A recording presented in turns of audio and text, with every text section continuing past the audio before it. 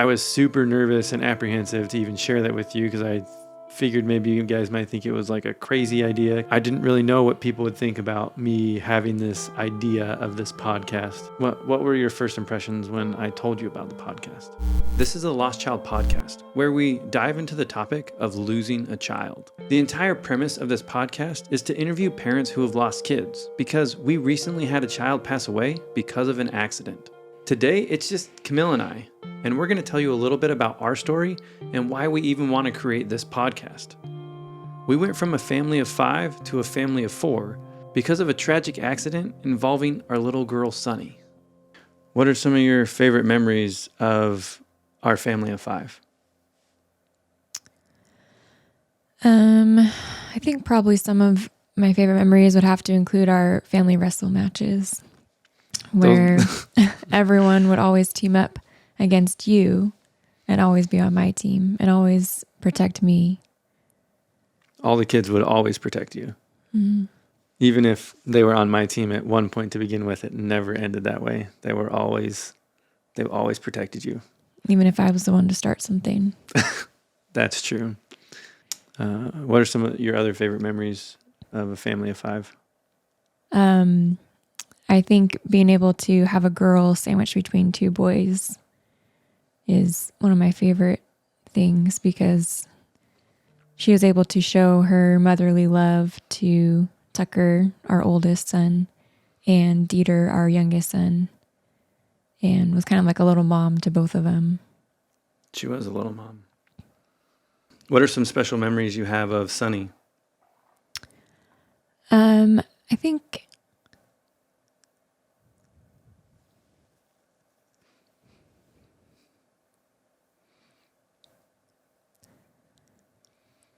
my favorite has to be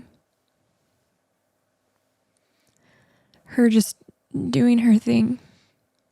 She really never was embarrassed about anything that she did.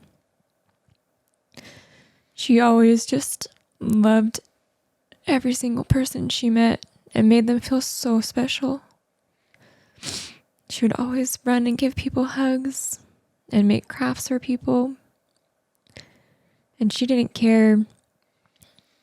I mean, she thought that all of her things that she made looked really good. I mean, and she was only 6, so they looked good for a 6-year-old.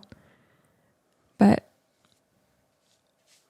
she wasn't afraid to go up to anybody and make them feel loved. What do you remember about the day that Sunni died? That I woke up really early to try to get everything ready. We were going to go to the lake with the family that we had never really met before. And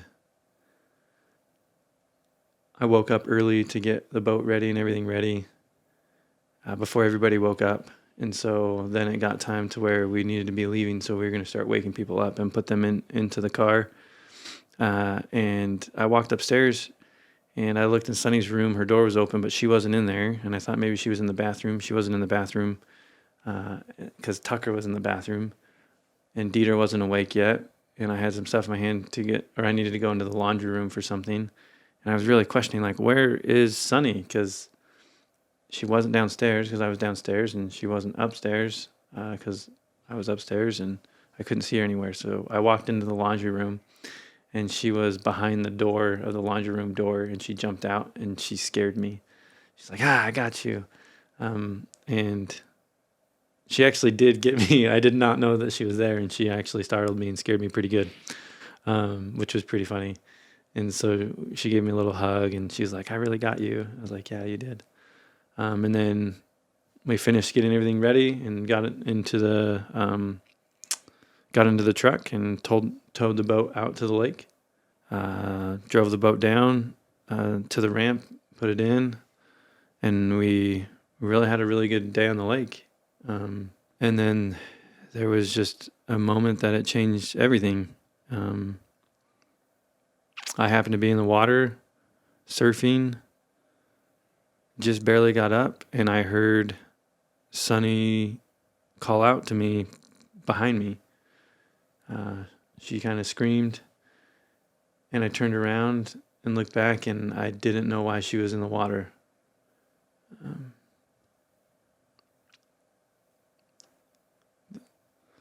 So I swam back to get her. You turned the boat around to go get her. And we came upon the worst experience I think we've ever thought we could ever experience. And then she died with us right there at the lake on the boat. And then we drove back to the boat ramp talking to 911.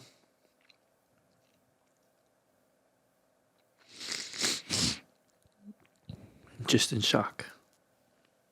So what made you want to start the podcast? With everything that was going on at that time, we were trying to plan a funeral and plan a burial. We had tons of people coming over to our house, so much commotion. We could barely sleep. I think it was the third night. I actually was sleeping, but I got woken up in the middle of the night. And when I woke up at like 1 a.m, I had the thought, you need to start a podcast and you need to call it the Lost Child Podcast. I think I even text myself that so I wouldn't forget it. But I did kind of was like, oh, hey, that's a great idea, great thought.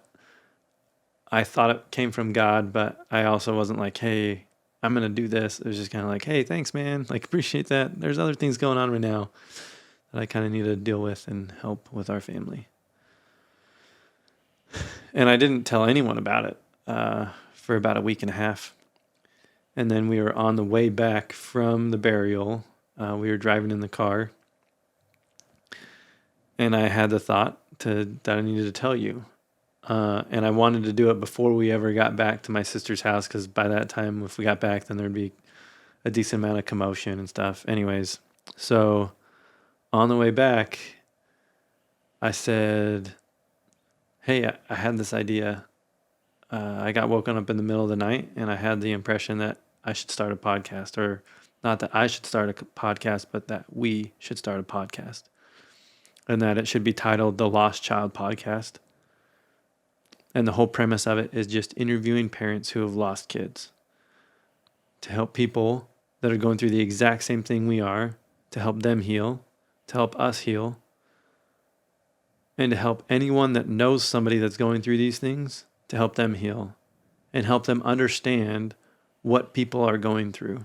I was super nervous and apprehensive to even share that with you, because I figured maybe you guys might think it was like a crazy idea, because your brother was also in the car.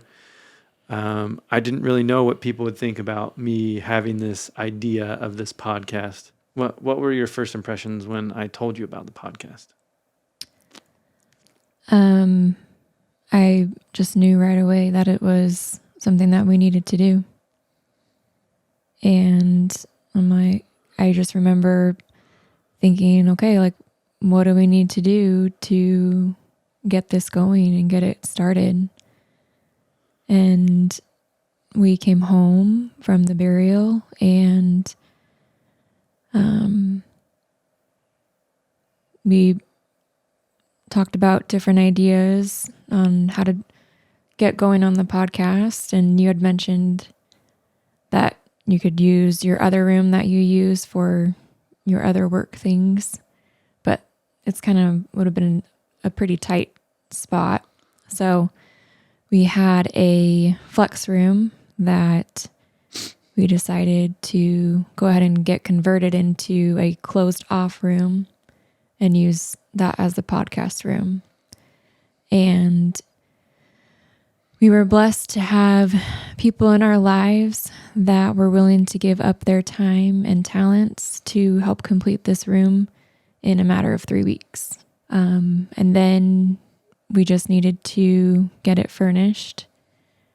And honestly, I really felt like I was just picking out the things that Sunni would have wanted in here, because typically I'm not the one that's good at decorating. So here we are. Our daughter's only been gone for almost 4 months now. So maybe people think we're crazy that we're already doing something like this, but I really feel like it's something that we need to do. So there's a little bit about our story, and here we are in the Sunni room. At least that's what we call it. This is where the podcast is going to happen, and now we'll start having guests on the podcast who are parents who have lost children. If you're on YouTube, tap or click the screen here to play the next episode. If you're on one of the podcast platforms, the next episode should just autoplay for you.